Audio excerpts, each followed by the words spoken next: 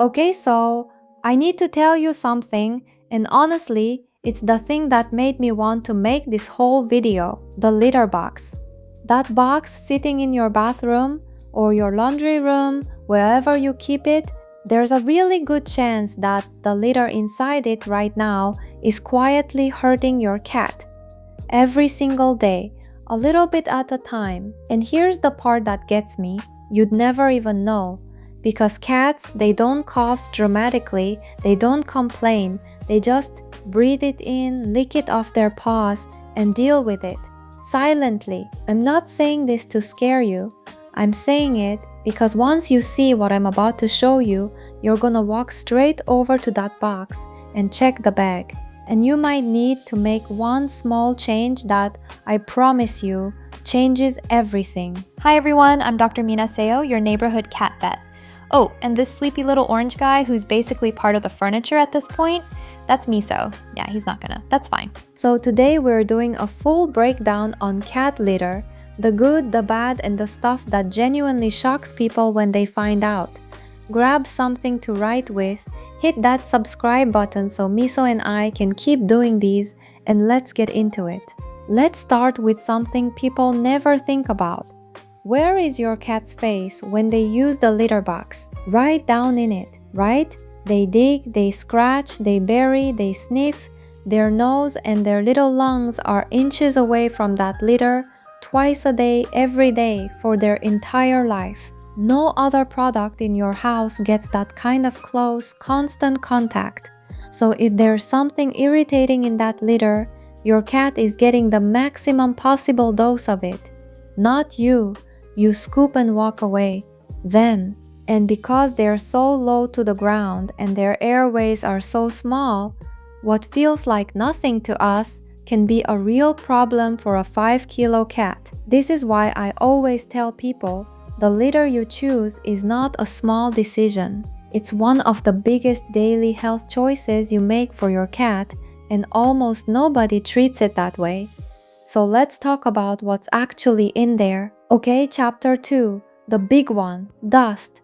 You know that little gray cloud that puffs up when you pour a fresh bag of clumping clay litter into the box? That soft, powdery haze? Yeah. Take a good look at that next time, because a lot of that dust contains something called crystalline silica. And here's the thing, crystalline silica is not a maybe it's bad ingredient.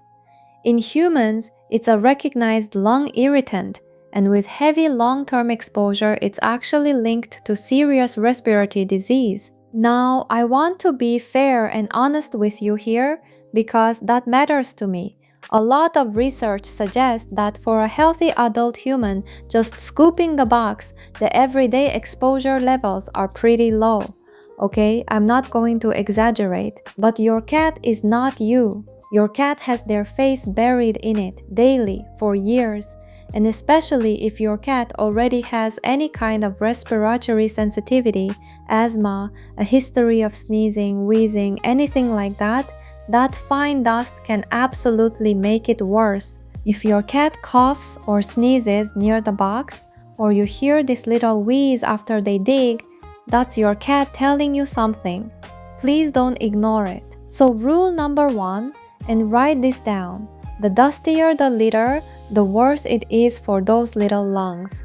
We want low dust. We want dust-free. That's the goal. Now here's the one that genuinely surprises people. Chapter 3, the clumping agent. Most clumping clay litters use something called sodium bentonite. It's the stuff that makes the pee turn into a nice solid scoopable clump. Super convenient, right? We all love that. But let me tell you what sodium bentonite actually does. When it touches liquid, it expands. And I don't mean a little, it can swell up to around 15 times its original size. That's the whole point of it. That's why it clumps so beautifully. Now think about that for a second. Where else is there liquid? Inside your cat. Cats groom constantly. They lick their paws, they lick their fur, and little bits of litter come along with it. Most of the time, a tiny amount, no big deal, it passes through. But if a cat swallows enough of that clumping litter, it can start to clump inside them, in their stomach, in their gut, and in serious cases that can cause a real blockage, which is a genuine emergency that sometimes needs surgery. And here's the vet warning I really need you to hear. This risk is highest in kittens. Kittens are messy, they play in the box, they roll in it, they taste everything. So please, for kittens under about 4 months old, do not use clumping clay litter. Use a non-clumping or a natural litter until they're older and past the everything goes in my mouth phase. This one matters, okay? Moving on, chapter 4, and this one honestly makes me a little mad. Fragrance. You walk down the pet aisle and it's all spring meadow, fresh linen, lavender breeze. And as a human, you smell that and you go, oh nice, that'll keep the house smelling clean. I get it, but remember what I said at the start.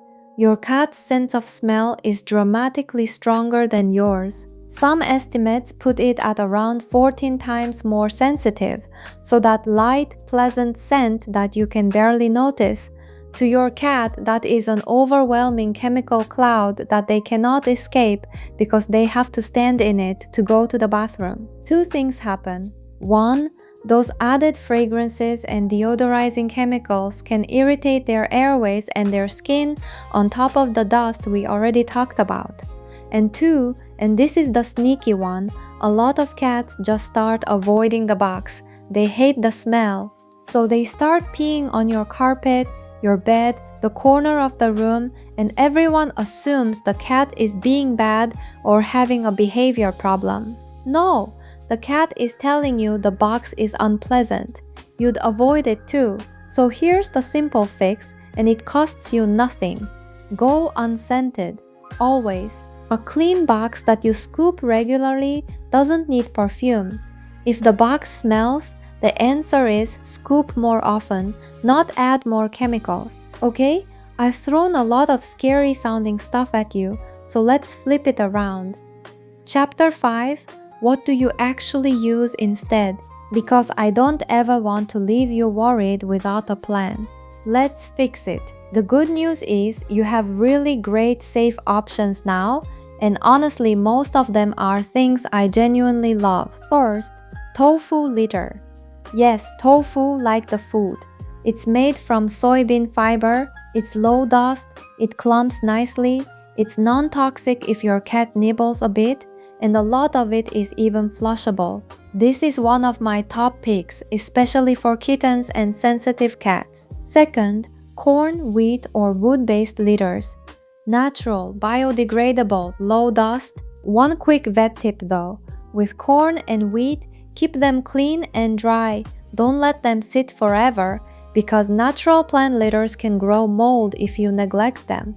So scoop daily, refresh regularly, easy. Third, paper-based pellets. These are fantastic if your cat is recovering from surgery or has really sensitive paws, or if you just want basically zero dust.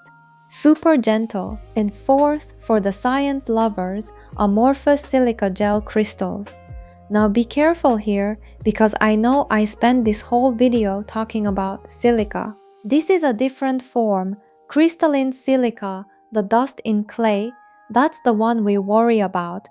Amorphous silica gel, those little crystal beads, is considered non-toxic and it doesn't clump the same dangerous way. Low dust, great odor control, totally different thing. I just don't want you to get confused by the word. Now, one more thing, because if you skip this part, you're gonna have a bad week. Chapter 6, how to actually switch. Do not, I repeat, do not dump the old litter and fill the box with a brand new one overnight. Cats are deeply opinionated about their bathroom. If you change everything at once, a lot of cats just go nope and start going outside the box out of protest. And now you've got a whole new problem. So do it slowly. Mix a little bit of the new litter into the old one. Every few days, add a bit more new, a bit less old. Stretch it over 1 to 2 weeks. Let their paws get used to the new texture gradually. Slow and boring is exactly what your cat wants here. And while you're transitioning, this is a bonus tip: keep an eye on the box. You know your cat's normal better than anyone. If they suddenly stop using it, or you see any straining, especially in a male cat, that's not a litter preference thing anymore. That's a call your vet today thing, okay? Trust your gut. You know your cat, so let's just take a breath.